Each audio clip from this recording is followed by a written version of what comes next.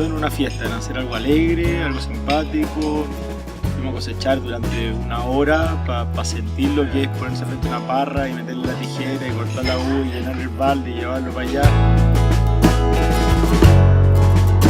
Ellos son clientes nuestros de Brasil y nosotros queremos que ellos repitan o repliquen el testimonio de lo que es estar en una vendimia en Pérez Cruz. É sempre gostoso.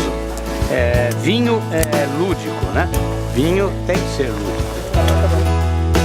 En cada una de nuestras botellas se vende terroir, se vende lugar, hay sentido de origen. Chile tiene una muy buena imagen fuera, pero cuesta entrar al detalle de esa imagen. Entonces el vino es la única industria que llega al consumidor con etiqueta a la mesa, directo, y que dice Chile, que dice marca. Con los técnicos hablamos de lugar, hablamos de terroir, hablamos de arcillas, de piedra, de temperatura, pero finalmente eso, ¿qué significa eso dentro de una copa de vino? Los grandes vinos, una de sus características son las personas que están detrás, los dueños, la gente que produce los vinos, los enólogos, los trabajadores, la gente que trabaja en el campo, en el viñedo. Estoy bien acá.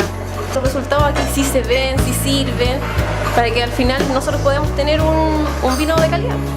Estoy disfrutando mucho lo que estoy haciendo aquí y la gente son muy simpáticas. Estamos muy acogidas, como si nos conociéramos de toda la vida, y eso que llevamos aquí 2 meses.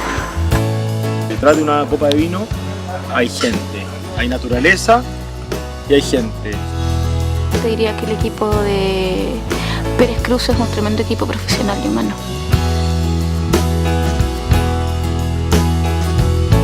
El terroir es lugar. Pérez Cruz, en este caso, quiere transmitir como un espíritu del vino. No solo hacer vino comercial para lo que quieren los mercados, produce y controla todo, desde el primer momento hasta el último que se va a la botella. Hoje eu saio daqui com uma visão da Pérez Cruz como uma vinícola boutique. Como os vinhos são produzidos e a paixão com que os vinhos são feitos. Isso se traduz em personalidade e uma assinatura exclusiva dos vinhos da Pérez Cruz.